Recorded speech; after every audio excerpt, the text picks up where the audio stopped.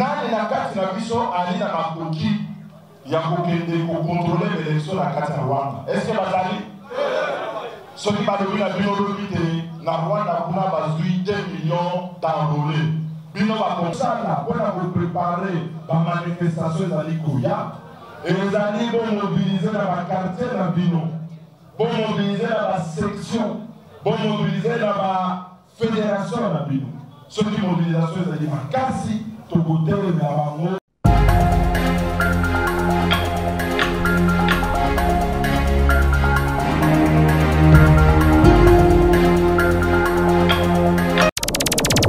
Télévision, la chaîne de la diaspora congolaise.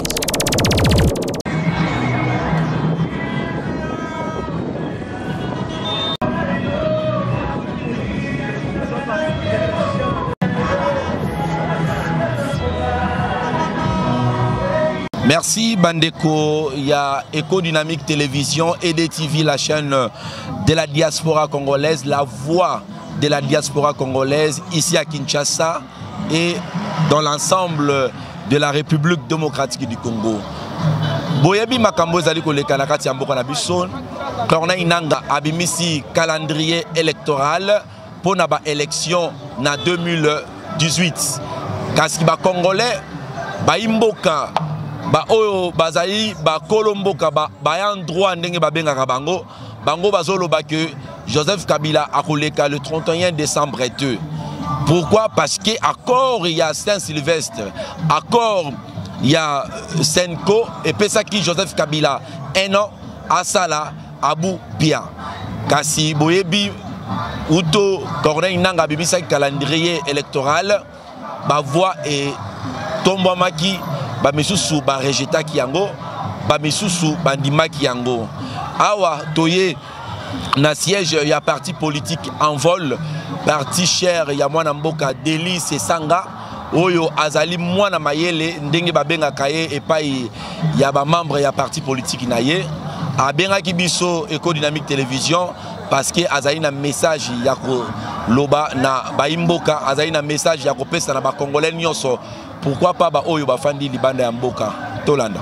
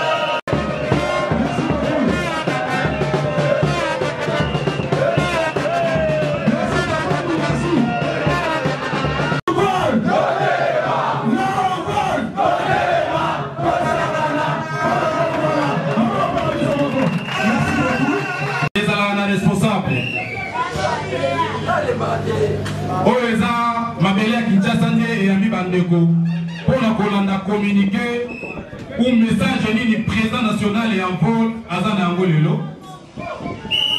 Sans plus tarder à Télémissa, responsable de la ville à Kinshasa, pour la Kambanga coordination à Kinshasa, gouverneur et en vol pour la province à Kinshasa, pour la responsable. Coordonnateur adjoint, responsable il y a implantation et puis mobilisation. Il y a une stratégie. Qu'est-ce qu'il faut faire? Autant ça va jeune et en vol, ni les Togosans qui envoient les à la partie des masses. Oh, comme on a pas point de répondre sur Kinshasa, Togotel, Misato, Togotel, Misandeko, Togotel, Télémako, pour encourager Dolobin and Deko. Dieu donne un moment, à l'hôtel, ma Togotel, Mamako.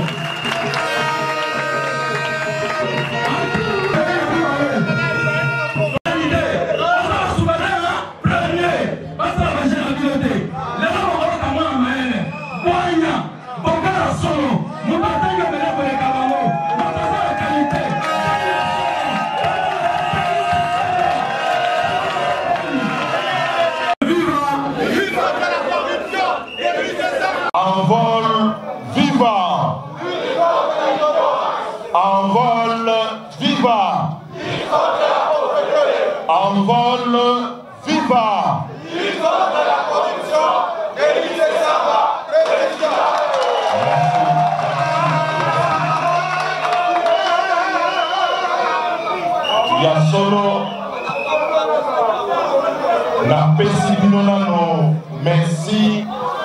merci mingi lokola boye poto sola masolo etali mboka na biso ezali ezemo mingi ya komona te bamilita na biso bakadre na biso babengaki bango lobi potokutana lelo boyei ebele po boyoka masolo tozali na yango po ntango bokozonga na bakartier mabota bino bopesa bango position ya parti na bino en vol na makambo oyo etali maponami na mboka na biso oyo mpe tobengi calendrier électoral.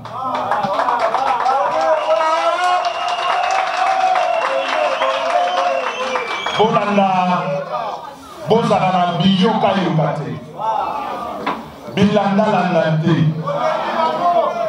ba ministère ya bitamasoli balobi awa expertise moko ezali te mpona kopesa calendrier alternatif lokola tolobaki onzela ya baradio lelo toye mpona kolakisa ete maloba oyo balobi na seni mpo basala calendrier na bango liboso babimiselaki biso pejo na bango 504 lokola ese eleki bamoni makelele totie mobilisation bozali na yango bazongisi yango nsima menano bazongi bisika biso tolingi ete élection ya solo esalema na mboka na biso te yango tokokontinue kotelema mpona koluka élection malamu na nzela elongubani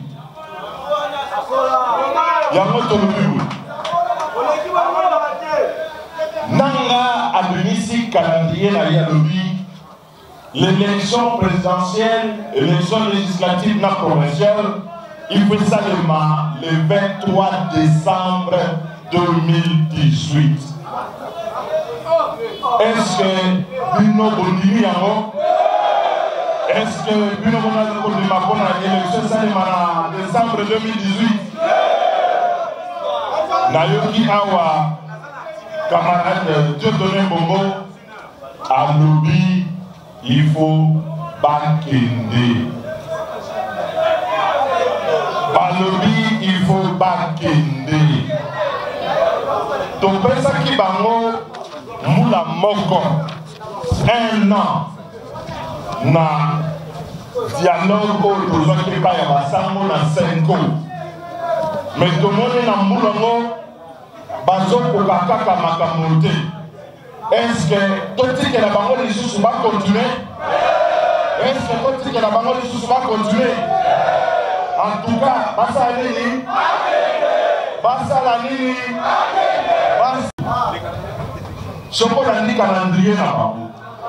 Bapesi 3 contraintes. Balobi ezali na ba contraintes to pe ni kakatanomi sato. Il y a des morceaux qui ont contraintes financières. Oyo etali makambo ya mosolo. Yami balé balobi contraintes législatives. Tope mibeko ba loi oyo il faut tozwa na parlement pour te maponami esalema. Yami sato babengi contraintes logistiques. Mais na maele la biso na makanisi na biso Tobanza babosani contrainte ya monene penza. Est-ce que boyebi yango? Boyebi contrainte oyo babosani? Contrainte, la première contrainte aux élections dans ce pays, ça s'appelle le manque de volonté politique. Il y a Joseph Kabila abatonaye pour des élections et salement. Colombie, première contrainte politique, ezali manque volonté politique. Il y a Joseph Kabila na gouvernement na ye na bato na ye pour te maponami salima. Na kopesa bino na kisa.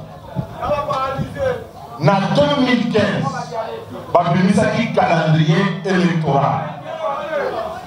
Calendrier wana balobaki to déposer pe ma candidature.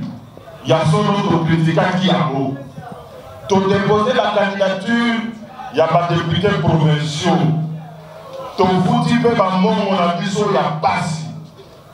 Mais, élection, les salématés, le corps à la base à mon abisso, tu as une place par l'élection. Est-ce que le autre, comment on dit, madame, tu es la salle calendrier pour ça? Est-ce que le autre animation va faire ce calendrier pour ça? Il y a notre vision qui contrainte politique et zalika. Ceux qui baboyi te maponami et salema. Ceux qui peuple congolais à télémité, bon besoin de sous maponami na moka oyote et beaucoup ma dictature. Pouvoir retrouver un calao et mon boudou, il y a seko na seko. Est-ce que la génération n'a plus de dictature et contre la moka? Est-ce que vous avez une dictature contre la moka? La dictature, la telle est ma malade, ça fait la telle est mon école.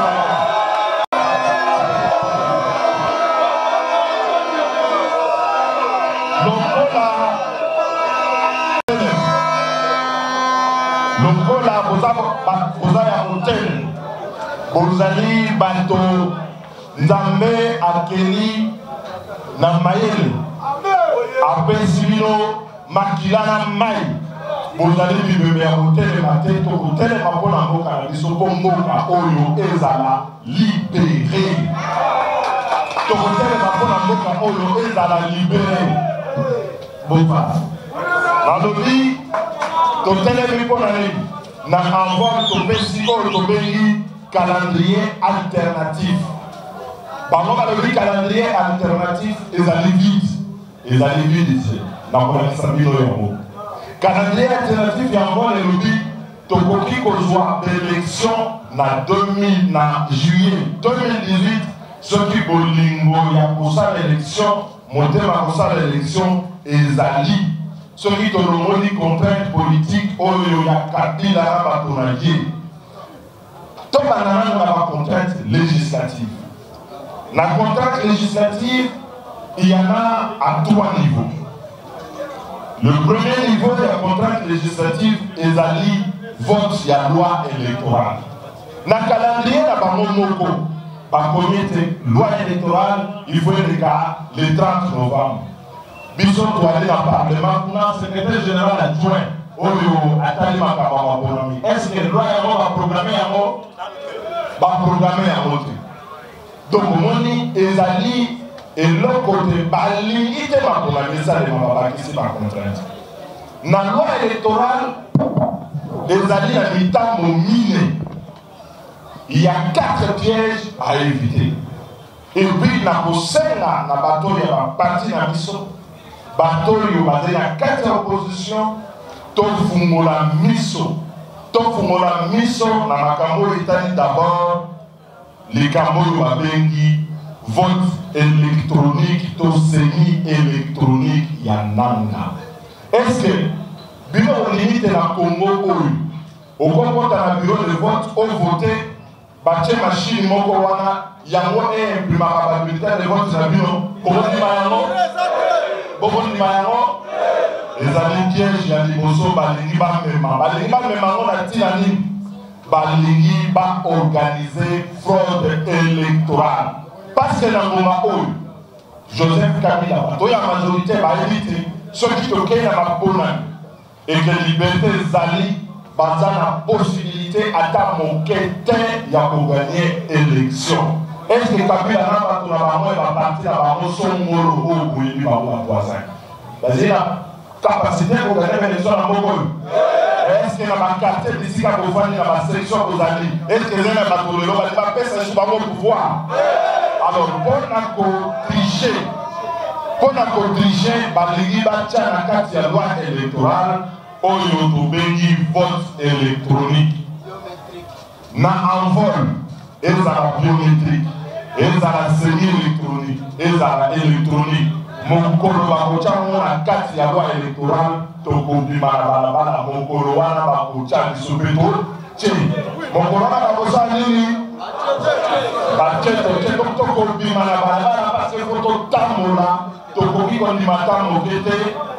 la fraude électorale pour que les Congolais voient à couper sa première élection, bateau ba respecter yango te ezali na piège ya mibale tokoevite na loi électorale oyo babengi mode ya scrutin balingi bachange mode ya scrutin bazoya na makambo etali baseuil eloko babengi seuil na banda na lopoto ezengwa basi balobi soki parti moko na étendue nyonso ya Congo azwi seuil moko boye te akoki koparticipe na répartition ya basiège te biso tosalaka loi na 2012 tolobaka boye makambo oyo etali mode ya scrutin soki tolingi kochange scrutin il faut discussion wana esalema na bana mboka nyonso biso tolobi maponami oyo tosalema il faut tosala yango na scrutin na lolenge oyo tosala yango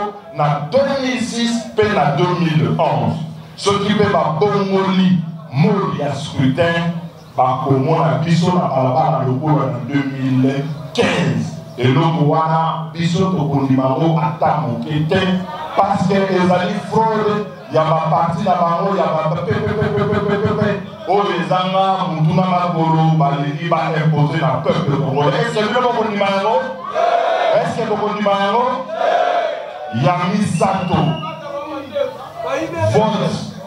vote ya bakongolais à l'étranger oyo babengi vote ya diaspora nayebi te bato ebele baza na kobanga ya kolobela likambo wana me likambo wana majorité batiaki yango na bolingo te ya bakongolais oyo bazali libanda batiaki yango na bolingo te na motema te soki tokomi nelekwana mpona nini soki baza na bavoi te bayebisa bino te ya solo kandida na bango apoli awa me na libanda azwi bavoi ebele tala nani eloko bosala bino soki balobi vote ya bakongolais à l'étranger bokanisi kaka bakongolais oyo bazali na France bana Belgique baza na États-Unis baza na Angleterre mais bozomona te ke vote ya bakongolais à l'étranger ekosalema mpe na bamboka oyo ezali penepene nataka kotangela bino yo ekosalema na Angola ekosalema na Centrafrique bakosala ngo mpe na Rwanda bakosala ngo mpe na Burundi bakosala ngo mpe na Tanzanie bakosala ngo mpe na Uganda bakosala ngo mpe na bamboka kilikili na kotuna nani motuna boye bino bakongolais ndenge toali nani na kati na biso d'abord awa kokende awa na Fizi kokontrole élection na Rutshuru na Masisi mpona na problème ya sécurité ya lingwa pasi nani na kati na biso ali na makoki ya kokende kokontrole élection na kati na Rwanda? Est-ce que bazali soki balobi na bino lobi te na Rwanda kuna bazwi 2 millions d'enrôlés bino bakongolais bokondima 2 millions d'enrôlés balobi te bazwi 1 million d'enrôlés na Uganda bino bokondima bazwi 2 millions na Tanzanie bino bokondima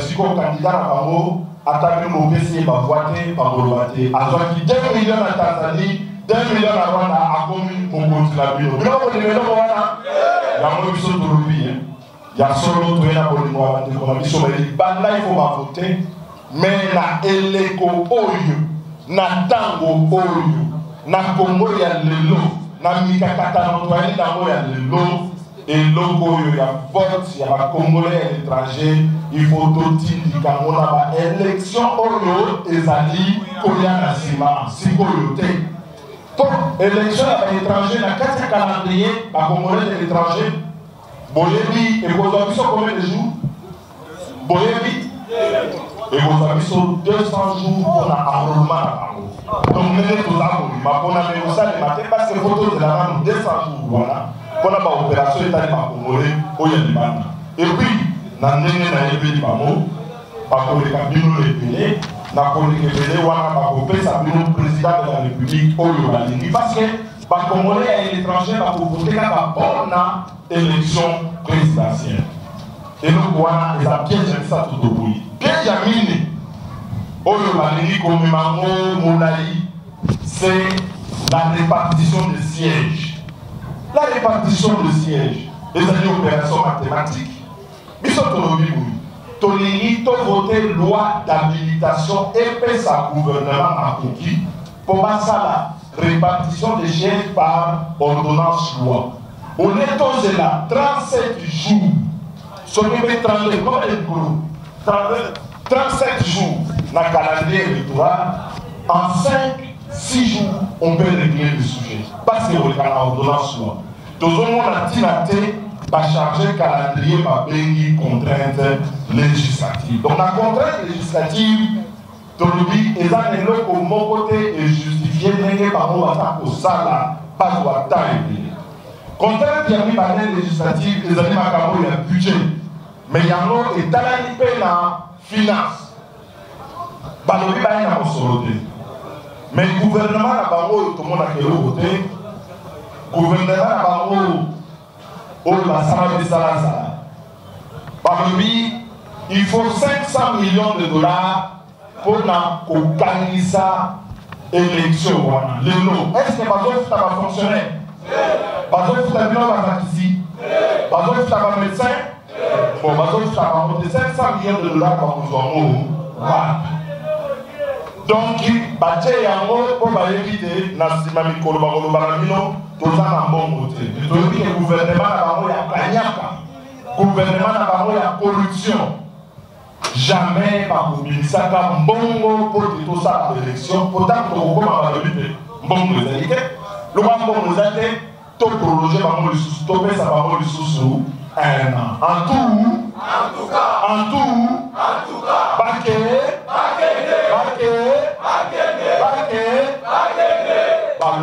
ça va sous un an. Voilà l'élection en 2018, c'était comme 2019 et 2020. Est-ce que on dit pendant que ça va sous mandat à refiler? On dit ça va mandat à refiler? Il faut que le gouvernement il faut que le gouvernement soit crédible, gouvernement soit conforme à l'accord au Signaki pour être solo la Nababa. Solo de la Passi, Babomaka, Passi, Torope, Babomou, n'avait pas un monde à la tête. Les lois, basés en solo. Gouvernement na bango Christine Lagarde na komela ki mama lobi soki kaka bongo ongozelo kuti yango biso tolobi na milongo na kati na mboka na mokili mobimba ezali na bamboka bakoki kosalisa biso mais po basalisa biso il faut gouvernement moko crédible gouvernement crédible wana ezali gouvernement oyo te il faut batia gouvernement moko oyo ezali conforme na accord oyo komema makambo na lombango mpenza mpo te tokende na bénédiction. Chapitre mibale ezali oyo tobengi décrispation politique. Soki mpenza balingi te tondima ke tozokende na bénédiction. Est-ce que tokokosala élection bapekisaka biso tosala bamanifestation? Élection ezanga bameeting. Pour autoriser par meeting na babala pour la partie en majorité. Pour pekisa bato ya opposition basa la meeting na. Tolobi biso na envoi tokomaki loi sur liberté de manifester. To seni était ba respecter liberté ya manifestation ya congolais nyos. Ezala makambo ya discrimination te, ezala makambo ya bipona bonate. Ceux qui n'ont d'accord avec la candidature, et le monde a accepté qu'il n'a sur la voie pour manifester. Le politique a pas manifester. Il faut pas libérer les médias. Wana essaye de soloter, essaye de volonté politique. Il faut pas libérer les prisonniers emblématiques de Yokanaki. Tolobi, Mwanamoka, bâtonnier Mouyambo. À ça, de l'autre côté, quand on s'oppose dans le régime de Joseph Kabila, il y a un monde qui Azali prisonnier politique. Il ne faut pas dire ça, il faut que le Banda Azala libre. Tolobi, moi, Namoka, Franck Dion. Il faut bâtir à l'activité politique. Le Kola va bâtir sur le Kola politique. Dans ça. Naka ya mwana mboka la carte de décrispation, il y a Oyo Bisso, nous avons soutenu le candidat à l'élection présidentielle. Moi, Namboka, Moïse Katumbi Moïse Katumbi Mikolere Koya, Bolanda, calendrier alternatif. Bamon et la Binote, calendrier où les salami en vol, les salami en bateau, la Boigna, au Bassali Makambo élection, en 2006, en 2011, ils sont au Sengi, va respecter encore le 31 décembre, passe à la décrispation et puis tout ça élection en juillet 2018. Merci Mingi, Nantasson au Pessiso, merci Mingi, Némébouye, le Lokola Bisso, tant que vous avez payé la Bino, dans la section, dans le quartier, dans la fédération de Sika Boufandi, pour pendant Sango, pour sa position, il y a parti la Bino dans la Cambo Italie élection, Nicolas Nikoya, totalement, pour te Congolais, Nyoso, Baye Bate, Namboka, Oyo, et Zéna Congolais, Bakoté, Tena Liwa, pour te libérer Congo Nabiso. Merci, Miki.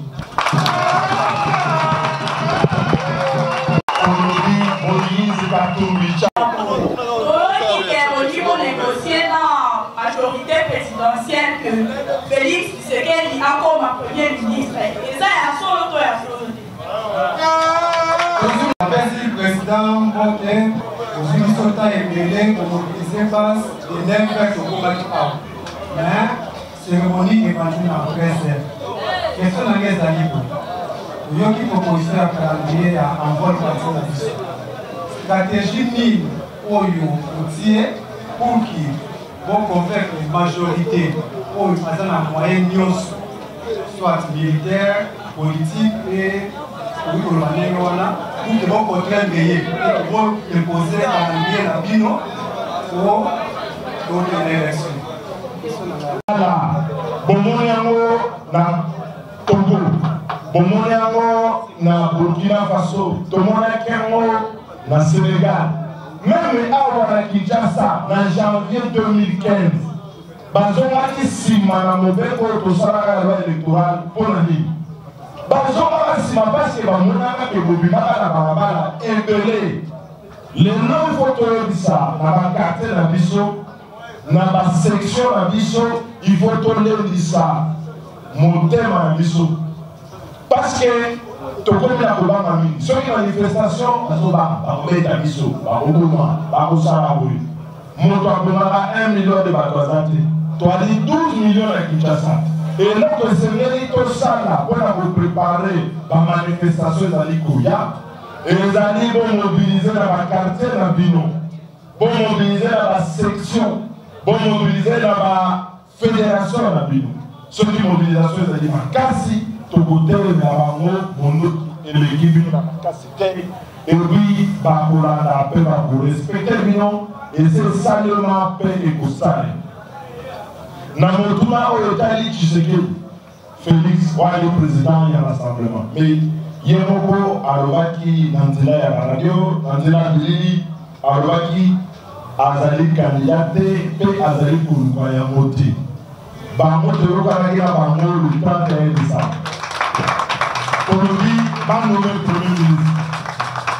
Bangeli Oshala Bissara Sananabango, on est aussi ça, arrangement particulier, la commission dérangement particulier, BBC Makamonion sur l'accord. Il y a un autre sur le bagage à Bango. On l'unit Sensa, joie. On l'unit gouvernement, joie. On l'unit pouvoir, soit Kassi élection le 31 décembre, il faut le savoir. D'accord, ça dit l'autre. D'accord, ça dit l'autre. Quand il y a des ballons, il y a des ballons, tout le monde il y a un autre qui Baya Koye Bisabino Biloba Lobate que non, tous alliés qu'on négocie, que côté concertation, non. Stratégie d'aujourd'hui, dans mon tournoi, il y a mis ça. Stratégie d'aujourd'hui, les amis, oui. Ce qui est aux alliés est belé, il y a pour revendiquer un calendrier alternatif. Eh bien, pas pour respecter Bisso. Ce qui vous allez donner, il y a conseil à été, élection et ça le mois de juillet, pas pour respecter le biseau. Tant qu'on a la loi électorale en janvier 2015, Balobaki, Tokosala, recensement. Avant l'élection et ça il faut recensement. Mais le col a Togo et Kiamo, le col a Togo et Kiamo, il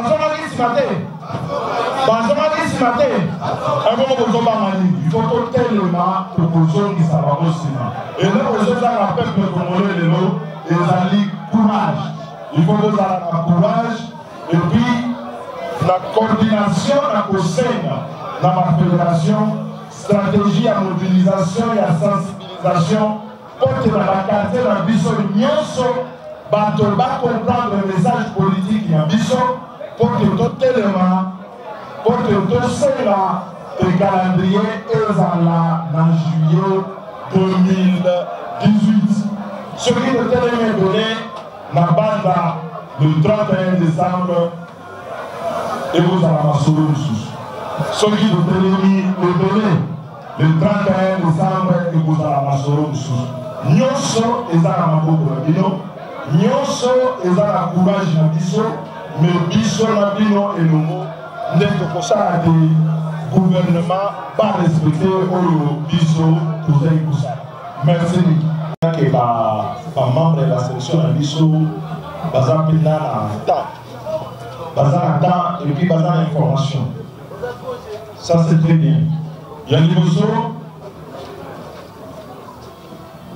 le 31 décembre. Liberté à manifestation. Mon béco y a manifestation en Boka à Bisso.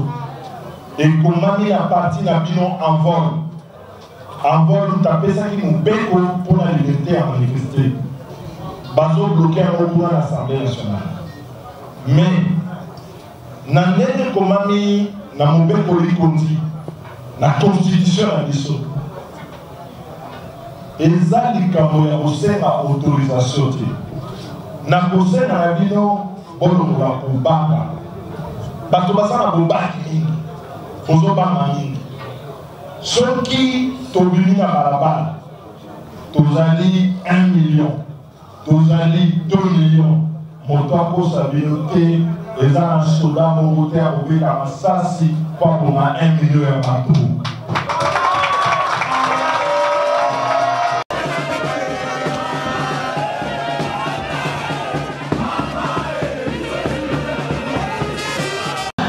Et voilà, Boyoki, Mwana Mboka, Délice Sanga, président ya en vol, Ndenge a Semboli, Ndenge a Paloli, Ndenge a Pessi, Makanisi Naye, en tant que compatriote, en tant que leader, Yamas, en tant que Mwana Mayele, Nakati, Yamboka Nabiso, République démocratique du Congo, a Pessi calendrier, Obazo Bengayango, calendrier alternatif pour la élection en 2018, mais Nasuka. Il y a 2018, il y a 4 donc na juillet, il y a proposé calendrier wana. Puis après si le lengekani enrôlement oyo Corneille Nanga azali kosenga ba Congolais ya libanda bino ba diaspora bo s'enrôler ndenge nini ekozala na mikakato lebele soki batiki bino bo s'enrôler fraude électorale ekozala makasi bako enrôler ba étranger ebele ba rwandais bako s'enrôler surtout bino ba résistants combattants ba combattants à UDPS bolinga ramboka na bino tellement makasi. Est-ce que Bokolinga étranger peut pas enrôler parce que la majorité pas qu'on profiter wana ezalaki makanisi ya Mwana Mboka Délice Sanga Mwana Mayele. Merci na ba nyonso balanda kibiso na Éco Dynamique Télévision, la voix de la diaspora. Merci na mokonzi nanga Riche Tempête le boss. Merci na Mwana Mboka JBK Musique. Merci na ba Congolais nyonso ba diaspora nyonso, pourquoi pas na maman Godelive kuna na Canada et na bino nyonso tellement vous êtes belé. Bye et à la prochaine. Télévision, la chaîne de la diaspora congolaise.